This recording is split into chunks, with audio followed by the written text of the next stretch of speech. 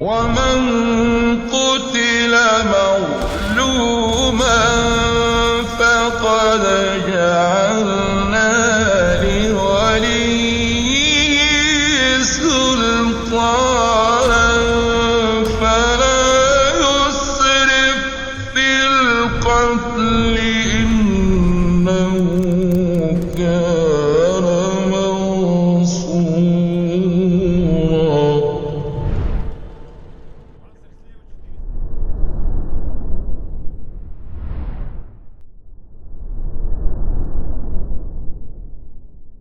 Assalamualaikum warahmatullahi wabarakatuh. Innal hamdalillah nahmaduhu wa nasta'inuhu wa nastaghfiruh wa na'udzu billahi min shururi anfusina wa sayyiati a'malina may yahdihillahu fala mudilla lahu wa may yudlil fala hadiya lahu. Asyhadu an la ilaha illallah wahdahu la syarika lahu wa asyhadu anna Muhammadan abduhu wa rasuluhu la nabiyya ba'dahu. فإن أصدق الحديث كتاب الله وخير الهدي هدي محمد صلى الله عليه وسلم وشر الأمور محدثاتها وكل محدثة بدعة وكل بدعة ضلالة وكل ضلالة في النار. أما بعد. Baik, kita akan mempelajari kitab An-Nikah dari kitab Muntahal Iradat. Kitab An-Nikah, kitab tentang An-Nikah, yaitu permasalahan-permasalahan fiqih berkaitan dengan nikah. Dan bab ini, yaitu masalah nikah, itu sangat panjang sebenarnya. Pembahasannya itu luas, berkaitan nanti dengan mahar, dengan kemudian nafkah, dengan talak, dan hal-hal lain secara aksidental yang terjadi di pernikahan. InsyaAllah ta'ala akan dibahas. Dan kita mulai dari kitab An-Nikah. An-Nikah secara bahasa nikah itu adalah al-wat'u al-mubah. Nikah secara bahasa itu adalah al-wat' al-mubah. Al-wat' di sini adalah bentuk persetubuhan. Al-mubah yang dibolehkan. Al-wat' yaitu dukhul, masuknya zakar ke kemaluan pasangan dalam rangka melampiaskan syahwat, dan itu mubah, dibolehkan dengan akad yang sahih. Dan juga sebagian ulama mengatakan an-nikah itu adalah akadnya. Ala kulli hal, dikatakan di sini oleh Al-Futuhi rahimahullah, wa huwa haqiqatun fi 'aqdi tazwiji majazun fil wada'. Nikah secara syar'i, sebagian ulama mengartikan sebagai suatu hakikat dalam akad tazwij, yaitu pernikahan. Suatu hakikat dalam suatu akad penggabungan antara dua manusia lawan jenis, yaitu tazwij. Dan dikatakan ini hakikat dalam masalah akad, yaitu nikah hakikatnya adalah akad. Dan secara majaz nikah itu adalah al-wata', yaitu dukhul, masuknya kemaluan zakar ke kemaluan untha, ke kemaluan istri. Jadi dalam bahasa Arab, nikah itu dikenal dua hal. Imma dia akadnya, imma dia perbuatan dukhul, yaitu wata', yaitu masuknya zakar ke kemaluan istrinya. Ini menurut sebagian ulama rahimahumullah. Namun dikatakan di sini al-ashhar mushtarak. Yang lebih masyhur atau paling masyhur istilah nikah, lafal nikah ini sesuatu yang mushtarak bainal aqdi wal wata'. Mushtarak yaitu berserikat maknanya antara akad dan wata'. Dua-duanya secara hakikat makna nikah yaitu dia artinya akad nikah, dia juga artinya jima. Ya, dua-duanya nikah. Kalau di bahasa gitu kan, ketika disebut nikah di bahasa Indonesia, yaitu akad kawin, akad perkawinan, akad nikah. Namun ketika disebut kawin, maka ini dibedakan dengan nikah. Nah, kawin itu jima, nikah itu akad. Dan dalam bahasa Arab, pandangan yang lebih sahih adalah bahwasanya nikah itu maknanya bisa dua-duanya. Ya, bisa akad, bisa jima.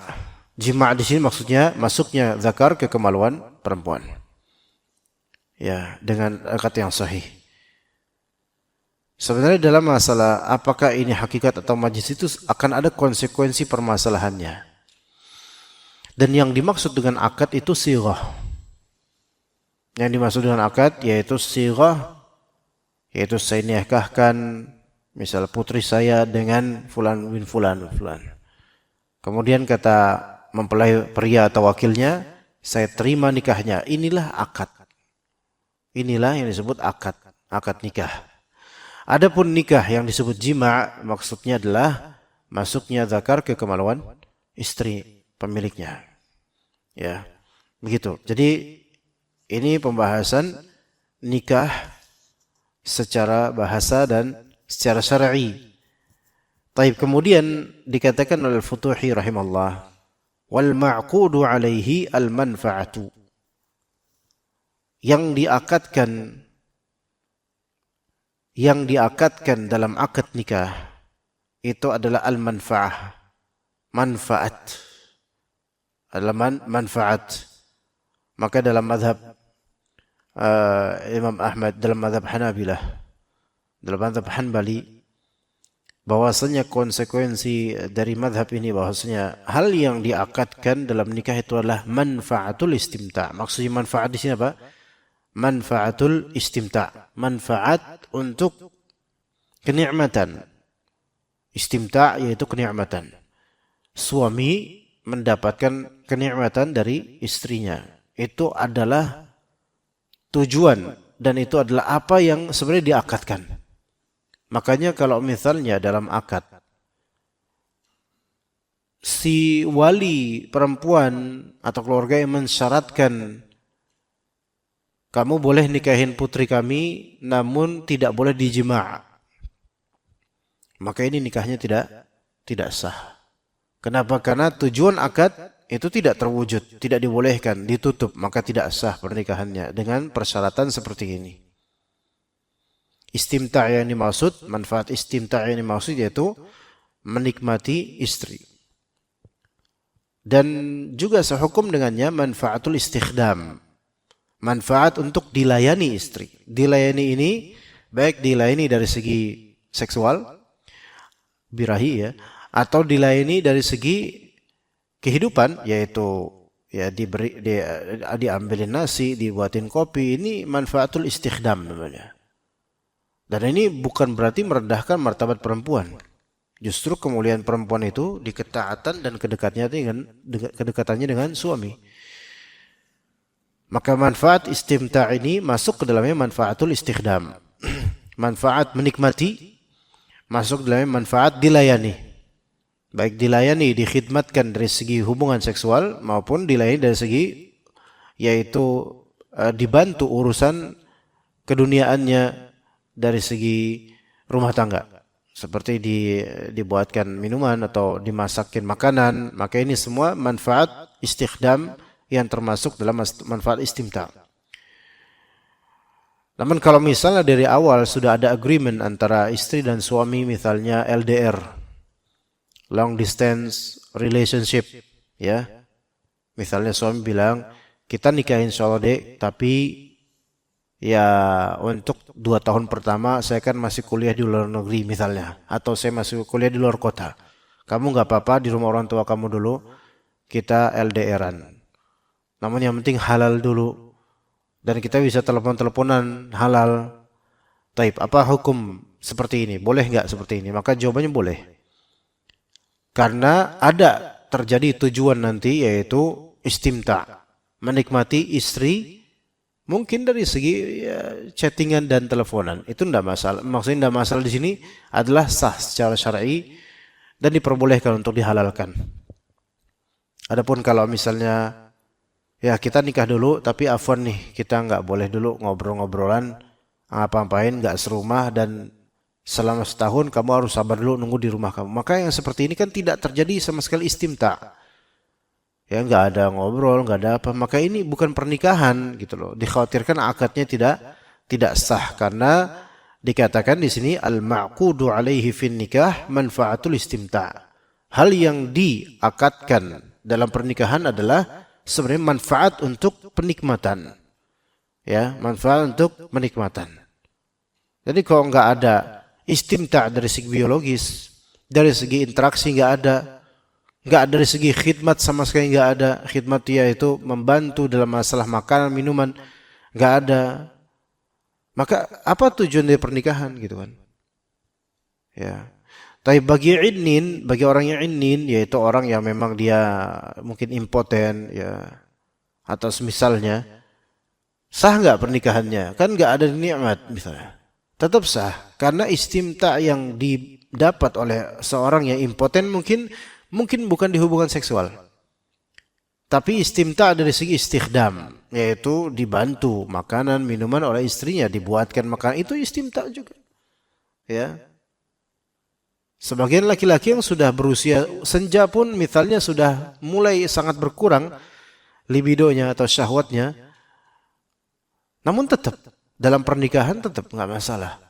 Misalnya ada orang sudah tua, aki-aki usia 70 tahun, istrinya mungkin meninggal atau mungkin gimana, istri meninggal, dia pengen nikah lagi untuk mencari khidmatnya perempuan kepada dirinya. Ya, daripada saya jadi duda tua nanti wafat, kemudian ya sebelum wafat nggak mendapatkan khidmat seorang perempuan pada dirinya, maka dia kemudian ngelamar seorang janda tua misalnya, ya, tapi janda muda juga nggak apa-apa kalau mau, ya, al-muhim setuju gitu, ya, dia usia 70 tahun, mungkin janda yang dinikahi usia misal 40 tahun, 30 tahun rentang usianya, karena dia menginginkan khidmat untuk urusan biologis mungkin sudah tidak pikiran ke situ karena sudah 70 tahun. Namun dia pengen ada yang melayani dia dari segi makanan, minuman, ketika sakit dilayani gitu. Sah nggak nikahnya? Sah. Dapat nggak dia manfaat istimta di sini? Dapat, tapi istimta dari segi istikhdam, yaitu dilayani kebutuhan pribadinya, walaupun bukan kebutuhan seksual. Makanya di sini nikah itu pentingnya adalah al-ma'qudu alaihi al-manfa'ah. Ada nggak nih suami dapat manfaat dari istrinya ketika nikah padanya? Gitu loh. Ada nggak manfaatnya? Dan istrinya dapat manfaat nggak? Misalnya manfaat nafkah, manfaat pengayoman, manfaat ngobrol dan seterusnya. Dapat nggak itu istri manfaat? Kalau sama sekali nggak ada dapat manfaat, maka ini bukan pernikahan. Ya, maka ini bukan pernikahan. Ya mungkin awal-awal misalnya dapat manfaat, masya Allah, tapi kemudian terjadi broken, terjadi pertengkaran atau pengasingan, udah LDR, nggak pernah ngobrol, nggak dapat kenikmatan seksual, kemudian tidak ada tanya kabar, udah nggak seperti bukan suami istri. Ini berarti sudah bukan suatu pernikahan yang sehat sama sekali. Ini sangat sakit, bahkan mati pernikahannya. Makanya kalau udah kayak gini, apalagi sampai lebih dari 4 bulan, maka sebenarnya istri itu boleh meminta untuk dipisahkan. Karena dia tidak mendapatkan haknya sama sekali dari segi istimta, dari segi hubungan biologis, nafkah batin, dan bahkan juga nafkah zahir seperti uang dan semisalnya. Taib, sebagian dari ulama mengatakan bahwa al-ma'qudu alaihi al-hil, yang diakadkan dalam akad nikah itu adalah penghalalan. Nah ini juga benar juga, karena tujuan pernikahan adalah dihalalkan. Mindset berkaitan dengan hal-hal ini ya jemaah, itu penting untuk masyarakat. Kita ini terbiasa menikahkan atau menikah itu bagaimana sesuai dengan mindset masyarakat dan tradisi saja. Tidak betul-betul mempelajari gimana sih pandangan syariat dengan jabaran ulama berkaitan dengan hukum-hukum nikah dan mindsetnya. Ya, seolah gini, masalah tadi salah satu ulama mengatakan bahwasanya al-ma'qudu alaih 'ala nikah al-hil, yang diakadkan dalam nikah, tujuan pernikahan adalah penghalalan. Penghalalan ngobrol, penghalalan saling menikmati satu sama lain, penghalalan interaksi, penghalalan ini itu dan seterusnya. Sehingga tidak terjadi dosa dalam berinteraksi dan semisalnya. Itu kan tujuan. Namun coba tinjauan ini nih kadang-kadang, bukan kadang, bahkan sering masyarakat itu tidak memikirkannya bahwasanya baru halal setelah nikah gitu loh. Yang ada malah justru apa? Dihalalkan dulu padahal belum nikah. Ya subhanallah, dijajakin dulu padahal belum nikah. Jadi hal yang kenapa adanya akad? Kenapa ada mitsaq ghalidz, ada perjanjian yang berat besar yaitu akad nikah? Supaya halal. Supaya saling menikmati. Supaya bisa saling belajar satu sama lain. Ya, seperti itu tujuan dari pernikahan. Ya, supaya mendapatkan sakinah, mawaddah warahmah. Nah gitu. Dan para ulama mereka bersepakat ijma' atas disyariatkannya nikah. Kata Allah Subhanahu wa taala, "Fankihu ma taba lakum minan nisa." Maka nikahilah oleh kalian apa yang baik untuk kalian minan nisa, ma taba lakum, apa yang baik untuk kalian, yang kalian berhak mendapatkannya dari istri, dari perempuan. Dan hadis Nabi sallallahu alaihi wasallam, "Tazawwajul wadudal walud fa inni mukatsirun bikumul anbiya yaumil qiyamah." Dalam redaksi lain, fa inni mukatsirun bikumul umam yaumal qiyamah. Nikahilah oleh kalian perempuan yang memiliki dua kriteria. Pertama, al-wadud, penyayang. Kedua, al-walud, subur. Fa inni mukatsirun bikumul anbiya. Sesungguhnya aku adalah nabi yang berbangga dengan banyaknya umat di hari kiamat.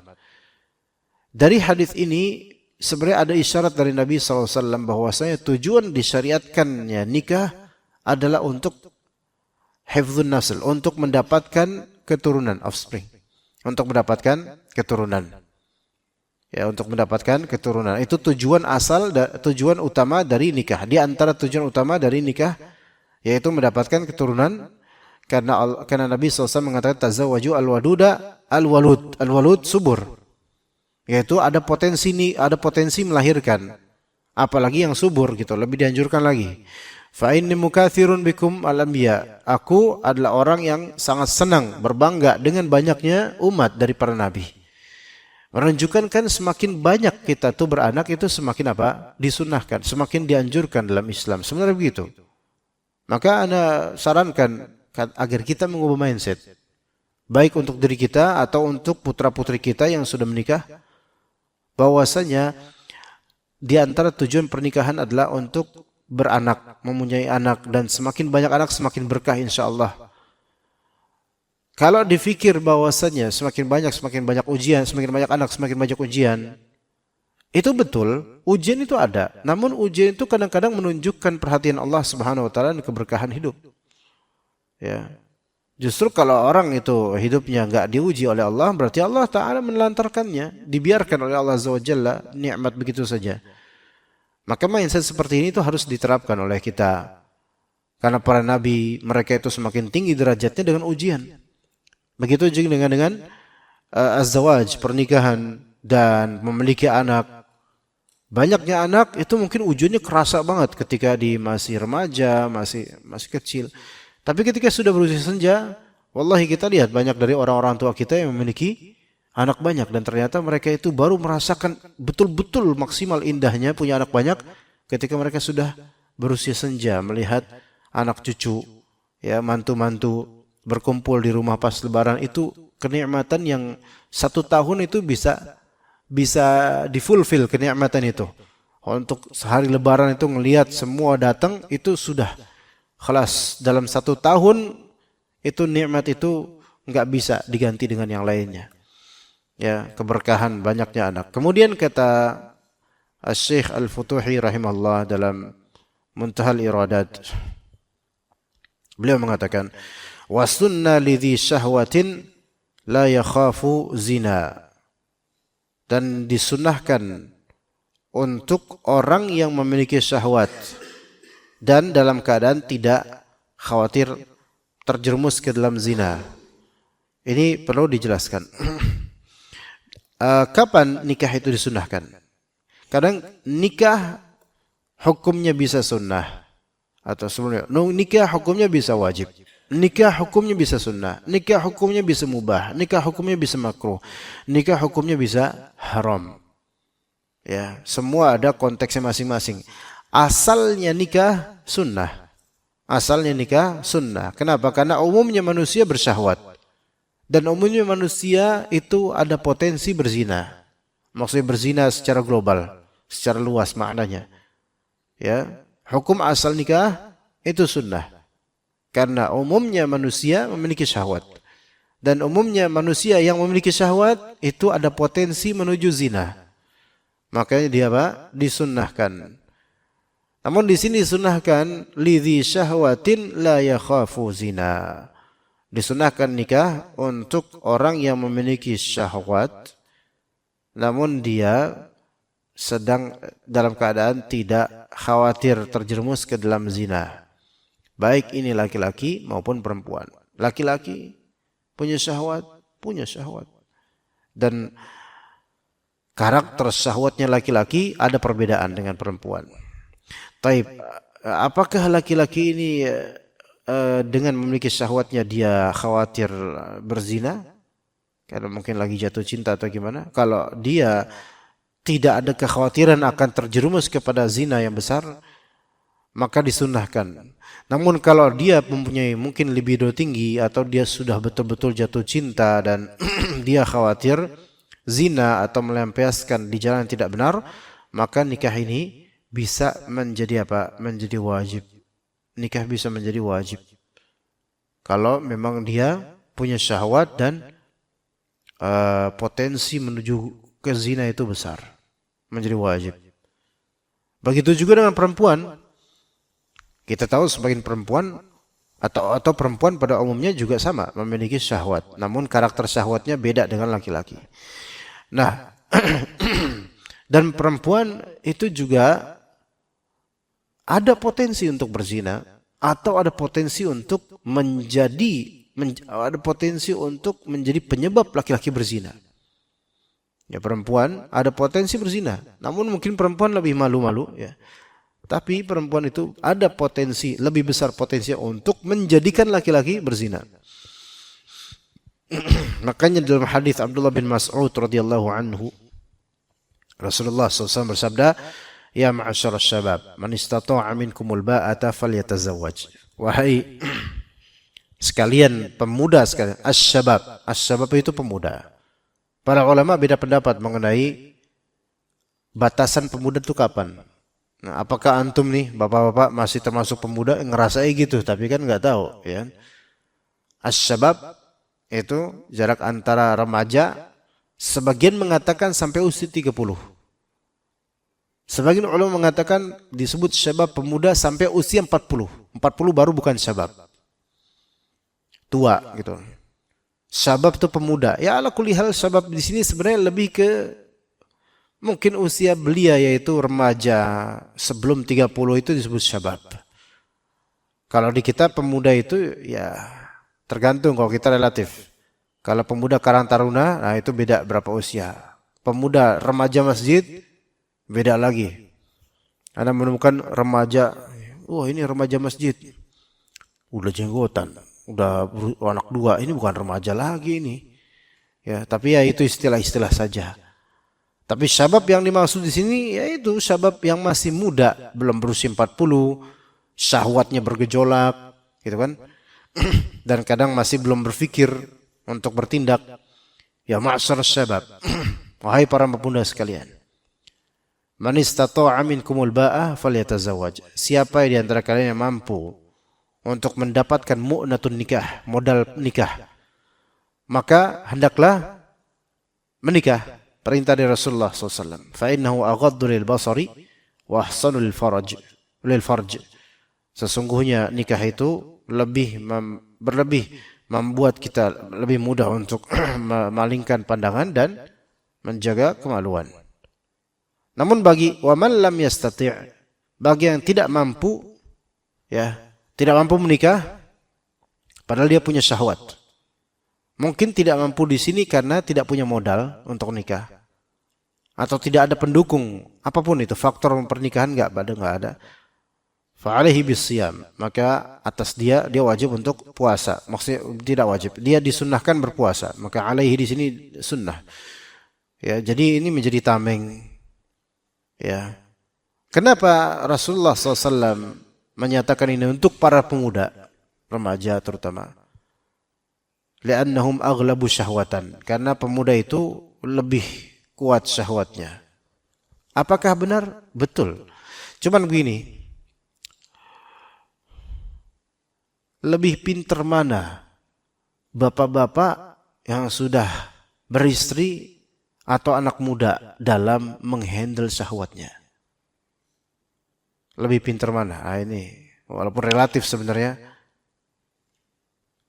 ya bapak-bapak lebih paham gitu loh. Karena pemuda ini karena belum paham, makanya bingung dia dengan syahwatnya sendiri kadang-kadang. Ya. Kalau soal lebih besar mana syahwatnya, bapak-bapak atau pemuda? Wallahu alam. Ini menurut pribadi, lebih besar bapak-bapak, lebih besar yang sudah menikah. Dari segi besarnya syahwat, dari segi mudahnya memaknai syahwat, mudahnya terhasut dengan syahwat sehingga bisa menyalurkan, itu bapak-bapak. Atau maksudnya udah menikah. Karena pemuda kadang-kadang dia punya syahwat, tapi dia nggak tahu ini apa. Dia nggak ngerti bagaimana menyalurkannya. Dia karena belum tahu, belum punya pengalaman. Dan bisa dikatakan, dan ini menurut pengalaman juga. Nah, misalnya semakin seorang pria berpoligami, maka semakin besar syahwatnya. Jika poligaminya sehat. Jadi laki-laki yang misalnya sudah beristri 2 atau 3 atau 4, itu secara pengalaman itu lebih potensial syahwatnya dibandingkan laki-laki yang istri 1.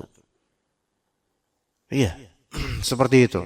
Rasulullah SAW terutama, beliau memiliki kekuatan yang lebih daripada umumnya manusia dari segi menyalurkan syahwat. Dan itu bukan suatu aib.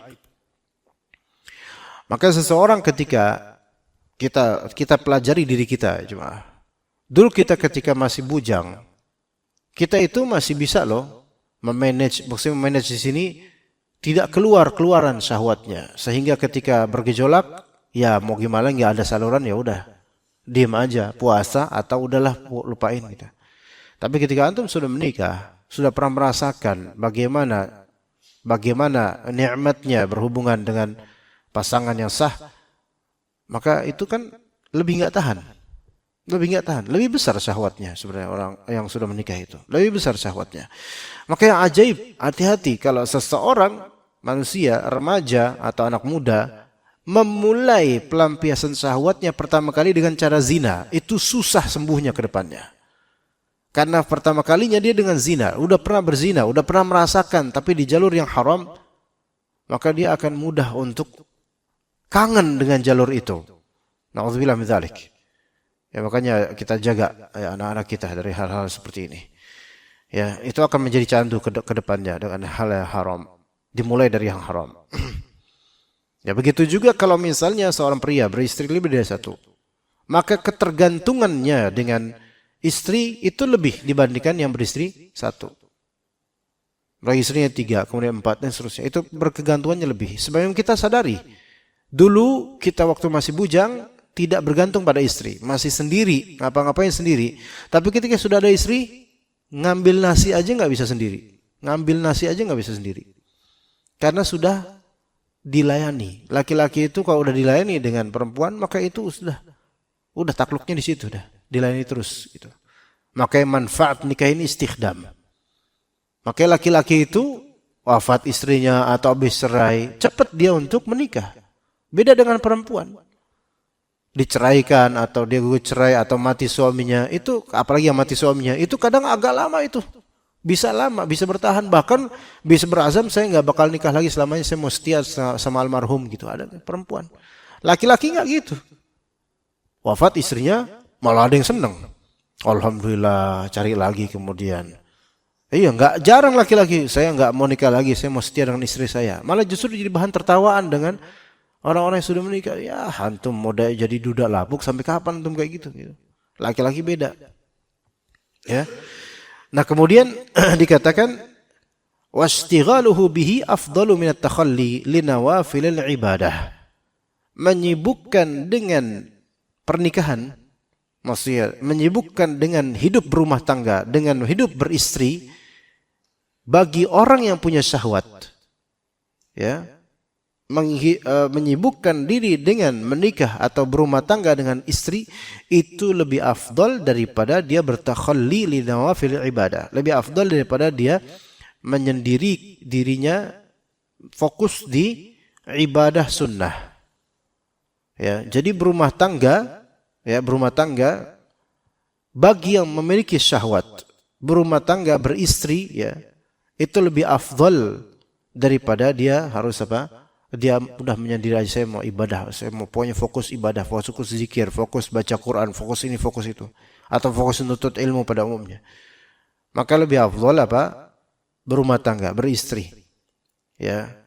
Karena ini yang zahir dari perkataan sahabat dan perbuatan para sahabat. Berkata Ibnu Mas'ud radhiyallahu anhu, ya ini juga kita jangan menganggap, oh ini karena sahabat kan orang Arab kan libidonya gede, pantesan kayak gini ngomongnya. Enggak. Kita kembali ke bagaimana sahabat itu orang-orang terbaik. Entah orang Arab atau libidonya tinggi atau gimana, itu jangan dilihat dari situnya. Dilihat dari mereka tuh muslimun yang paling top gitu loh. Kita contoh pada mereka yang sudah berprestasi. Kata Ibnu Mas'ud, "Lau lam yabqa min ajali illa 'ashratu ayyam wa a'lamu anni amutu fi akhiriha yawman li fihinna tulun nikah latazawwajtu makhafatal fitnah." Kalau misalnya, kata Ibnu Mas'ud, hidup saya tersisa dari ajal saya tinggal 10 hari. Dan saya itu diberi pengetahuan, misalnya saya tahu bahwasanya saya bakal mati di hari ke-10 nanti. Dan rentang hari pertama sampai 10 ini saya bisa ada kesempatan untuk menikah. Maka saya akan menikah karena makhafatal fitnah. Khawatir terfitnah sebelum wafat. Begitu, subhanallah. Makanya nanti akan ada hukumnya, bisa menjadi wajib menikah bagi orang yang bisa terfitnah dia dengan zina. Ya. Kata Ibnu Abbas berkata kepada Sa'id bin Jubair radhiyallahu rahimahullah, "Tazawwaj ya Sa'id, nikah kamu.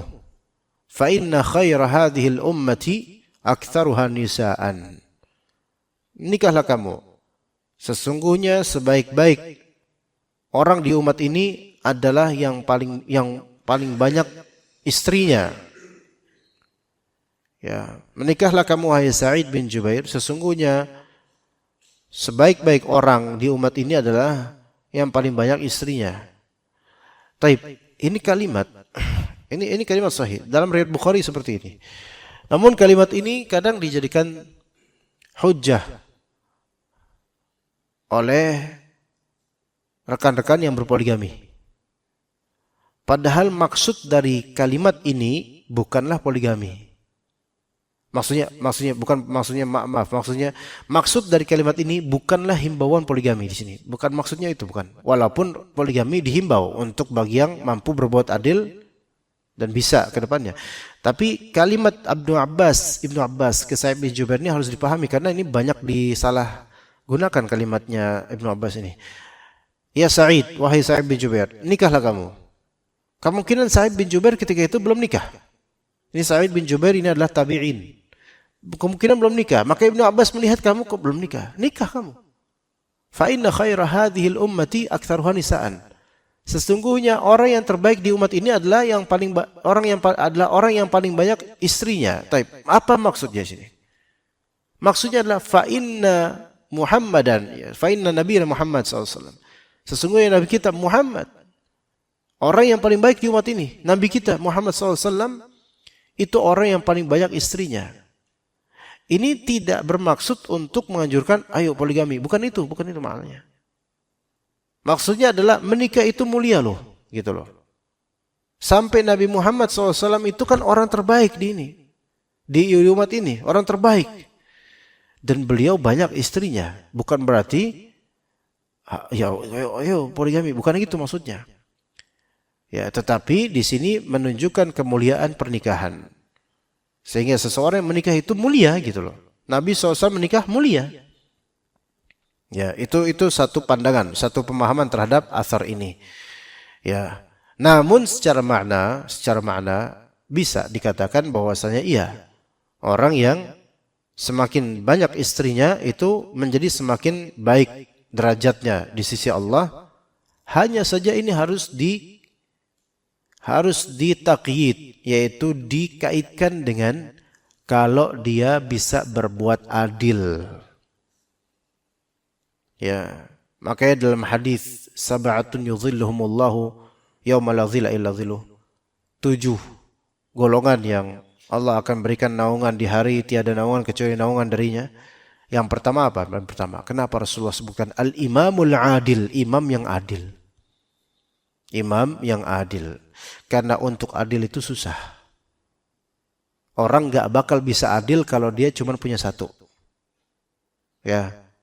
Sekarang kalau Pak RT bisa adil gak? Kan rakyat banyak, harus adil. Kalau bisa adil dengan segala kesulitan, itu orang terbaik. Enggak semua RT bisa adil. DKM, ketua DKM, itu kan mengelola banyak pihak. Bagaimana masyarakatnya, bagaimana jemaahnya, jemaah juga heterogen, harus adil. Itu hal yang tidak mudah, gitu loh. Maka keadilan itu enggak bisa kalau cuma untuk satu, gitu loh. Lebih dari satu baru bisa dia disebut berpotensi adil. Nah, bisa juga dimaknai di sini orang ketika dia diuji oleh Allah Azza wa Jalla memiliki lebih dari satu, baik anak, baik istri, baik bawahan. Untuk berbuat adil itu kan harus memiliki konsentrasi, tinjauan, fikiran, pilihan, ini itu, maslahat, madarat dan seterusnya difikirkan, dipertimbangkan. Ya, sebagaimana wajibnya berbuat adil kepada istri-istri, begitu juga tentunya berbuat adil kepada anak-anak. Punya anak lebih dari satu misalnya, ya berarti wajib berbuat adil. Bapak, semakin seorang bapak punya anak lebih dari satu, itu semakin afdol. Kenapa? Karena dia ada kesempatan untuk menerapkan syariat yang adil gitu loh pada anak-anaknya. Begitu. Tapi tentu keadilan terhadap anak itu ada sesi atau ada segmen tersendiri karena ini anak, ya. Keadilan terhadap para istri ada sesi atau segmen tersendiri karena ini istri. Namun semuanya wajib untuk diperlakukan secara adil. Nah, semakin seseorang bisa adil, maka semakin baik dia, sebagaimana Rasulullah sallallahu alaihi wasallam. Ya.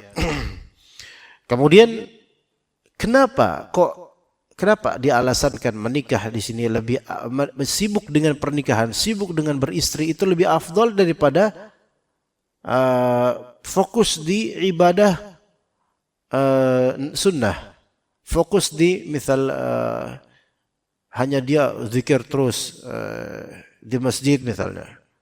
Lebih afdal menikah. Kenapa? Karena ya itu tadi, dia bisa menjadi seorang yang semakin baik. Karena Nabi Muhammad SAW orang paling baik dan beliau paling banyak istrinya. Itu menunjukkan bahwa memiliki istri itu kebaikan. Kedua, menikah itu bisa menjadi penjaga untuk kemaluan dirinya dan juga kemaluan istrinya. Ketiga, menikah itu bisa menjadikan ijadun nasl, yaitu mendatangkan keturunan, dan itu kebaikan dan keberkahan tersendiri. Keempat, menikah itu menjadi sebab takthirul ummah, yaitu memperbanyak umat ini. Wallahi, memperbanyak umat ini suatu hal yang dibanggakan oleh Nabi Muhammad SAW. Ya, antum lihat misalnya TPA di masjid ini misalnya. Anak-anak TPA, ya, itu anak-anak muslimin. Ya, Masya Allah. Semakin banyak, semakin menjadikan kita itu merasa, Masya Allah, Islam ini. Dan itu yang ditakutkan oleh orang-orang non-muslim, orang-orang kufar. Makanya restricting atau membatasi nasl, membatasi membatasi keturunan, kalau tanpa uzur, itu bukan dari Islam. Membatasi keturunan, kalau tanpa uzur, itu bukan dari Islam. Apa maksudnya? Membatasi keturunan hanya 2 atau 3 Jika khawatir miskin, maka itu bertentangan dengan hadis Nabi sallallahu alaihi wasallam. Ya, karena Nabi sallallahu alaihi wasallam secara tidak langsung memerintahkan untuk memperbanyak anak. Bertentangan. Dan takut miskin merupakan bentuk rendahnya tauhid. Ya. Miskin bukan untuk ditakuti. Ya. Merupakan bentuk rendahnya tauhid. Dan kemudian kalau misalnya membatasi keturunan disebabkan faktor kesehatan dan itu memang ditahqiq dan diperintahkan oleh dokter yang jujur, ahli dan bermaksud baik dalam masalah kesehatan, maka itu baru dikatakan enggak apa-apa, boleh. Seperti orang perempuan ini sudah sesar 3 kali atau sudah hampir melahirkan 4 kali ada keguguran atau 5 kali ada keguguran, dan ini wah kalau ini diterusin Pak lahiran dan dia sesar terus, ini kasihan nanti dinding rahimnya sobek atau apa dan seterusnya, maka dibatasi. Mungkin anaknya udah 2 ini aja atau 3 ini aja, karena potensi kedepannya itu berbahaya untuk kehidupan ibu ini, ya istrinya ini. Yang ini baru boleh, nggak masalah. Ini nggak masalah, darurat. Namun kalau misalnya memang dari awal, pokoknya kita punya anak 2 aja ya. Kayaknya kalau 3 ribet deh. Ya akhi, antum kalau mindsetnya kayak gitu, hatta antum punya 1 anak, antum pasti ada keribetan. Orang-orang tua kita itu punya anak banyak loh, orang-orang tua zaman dulu itu. Padahal zaman-zaman susah, makan masih singkong doang. Anak 10, 12, 5 aja itu masih tergolong biasa. Kalau sekarang anak 5, kemudian, anak 5 masih ngontrak, emang bisa hidup dia? Bisa hidup, subhanallah. Gelandangan aja, bawa anak 3 di gerobak aja hidup. Masa kita kalah mindsetnya sama mereka? Gitu. Maka di antara faedah menikah adalah taktsirul ummah.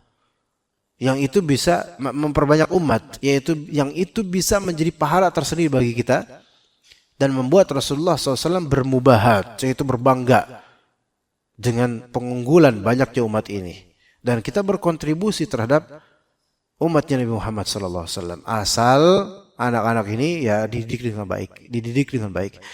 Jangan cuman ngeprint banyak doang, diprint banyak anak, tercetak anak-anaknya, tapi ya itu nggak diurus, ya ingusan semua. Kemudian ingusan sih wajar ya, tapi kalau ingusan terus nggak diurus sama emaknya, padahal emaknya banyak, dan kemudian nyusahin orang, bandel semua, ini ada masalah ini.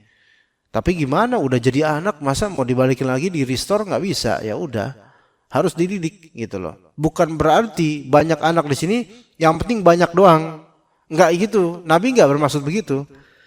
Karena ini kan anak-anak ini mau jadi umatnya Nabi Muhammad. Ketika jadi umatnya Nabi Muhammad berarti umat yang educated, yang terdidik dalam syariat. Bukan yang dibiarkan begitu saja. Gitu, ya. Tapi kemudian dikatakan oleh penulis rahimahullah, yaitu Al-Futuhi rahimahullah, wa yubahu liman la syahwatalah. Dibolehkan nikah bagi orang yang tidak khawatir zina. Afan, salah. Wa yubahu liman la syahwatalah, dibolehkan bagi orang yang tidak punya syahwat. Ada orang tidak punya syahwat. Aslan, pada asli enggak punya syahwat. Ada kayak gitu. Ya subhanallah, kasihan. Dan dia yang tidak ada rencana untuk tidak punya syahwat. Emang qadarullah yang punya syahwat. Seperti apa? Innin yaitu apa ya? Ya dia ada masalah di kemaluannya. Ya, enggak ada raghbah, enggak ada keinginan untuk bersyahwat, enggak ada pikiran bahkan untuk syahwat itu. Ya. Entah ini yang impoten atau maqtu'u dzakar. Zakarnya maqtu', apa Indonesia? Apa Indonesia maqtu' dzakar? Gimana sih? Gak enak dibahasnya. Kepotek zakarnya, ya. Gak tahu gimana. Ya gitulah pokoknya. Ya impoten atau yang gak berfungsi zakarnya ada, subhanallah. Ya. Atau syahwatnya hilang karena arid, karena sesuatu, ya penyakit. Penyakit kadang bisa juga membuat orang syahwatnya, iya, seorang suami yang tadinya syahwatnya tinggi, dia demam aja lah. Itu dirayu sama istri kayak gimana nggak bisa dia, karena nggak bisa mau diapain, kayak mau ngeliat foto apa kayak nggak bisa karena sakit. Ada itu tapi nanti sehat lagi. Namun ada juga sakit yang permanen yang membuat syahwatnya itu tidak bangkit lagi, ada. Ya. Atau kibarusin, yaitu usia tua dia udah nggak bergairah lagi, namun menduda. Ini dibolehkan nikah. Ya, dibolehkan menikah. Kenapa tidak sampai sunnah? Orang yang impoten atau yang zakarnya kepotek atau gimana gitu. Bahasanya gimana, enggak bisa membahasakannya. Nauzubillah min dzalik ya. Kenapa enggak sunnah? Enggak kembali ke hukum asal. Kenapa mubah aja? Karena maksud dan tujuan dari nikah itu menjaga syahwat. Nah, dia enggak punya syahwat, apa yang dia jaga? Berarti hukumnya hukum hukum mubah. Kemudian tujuan nikah adalah punya anak, kan gitu. Lah dia gimana punya anak? Orang untuk bangkit aja nggak bisa, gimana punya anak? Pakai suntikan ini gitu? Kan ada bisa tuh, pakai bayi apa namanya? Bayi tabung atau apa? Disuntik atau gimana namanya? Ke kemaluan istri gitu. Itu kan bukan jima namanya. Ya. Dan tujuan nikah itu kathratun nasl, memperbanyak keturunan. Lah, jangankan memperbanyak, satu keturunan aja nggak bisa itu kalau misalnya dia impoten. Gimana? Maka yang seperti ini apa? Menjadi mubah. Menjadi boleh. Boleh berarti tidak haram. Namun sebelum menikah harus dikasih tahu tuh pasangannya. Misalnya laki-laki ini dia nggak punya syahwat. Tapi dia kesel soalnya setiap lebaran ditanya kapan nikah. Dia mau jawab, kapan nikah? Nggak punya syahwat, kan nggak mungkin jawab kayak gitu. Malu lah. Kapan nikah? Maqtu'u zakar, nggak mungkin jawab kayak gitu. Ya. Maka ya dia nikah karena apa? Ya karena menghindari pertanyaan orang, dapat khidmat perempuan, walaupun nggak bakal dapat keturunan, ya udah. Itu boleh, sah nikahnya. Namun dengan syarat si istri, calon istri ini harus diberitahu. Afwan nih, Bu, keluarga ya. Saya pengen menikah, cuman memang Allah uji saya dengan ya tadi nggak punya syahwat. Dan saya ini menikah tujuannya untuk apa ya? Menghindari pertanyaan-pertanyaan yang tiap tahun itu berulang. Ya, kapan nikah berulang. Maka mohon maaf, saya menikah tujuannya bukan untuk punya anak. Jadi ibu tolong, ibu mertua, bapak mertua, susah untuk dapat cucu. Namun doakan aja semoga nanti bisa normal gitu. Itu kasih tahu. Karena apa? Karena khawatirnya kalau misalnya dia nikah dan nggak dikasih tahu kalau itu nggak punya syahwat, itu akan menjadi madarat ke depannya. Menjadi merasa keluarga itu ditipu olehnya. Begitu. Ya, jadi tujuan nikah itu adalah apa? Di antaranya berketurunan. Begitu juga kalau misalnya seorang istri, dia janda mungkin, dan dia sudah dinetralisir,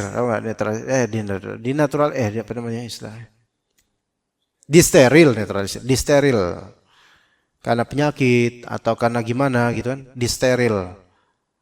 Itu juga perlu diberitahu ke calon suami. Karena apa? Karena tujuan pernikahan adalah an-nasl, keturunan.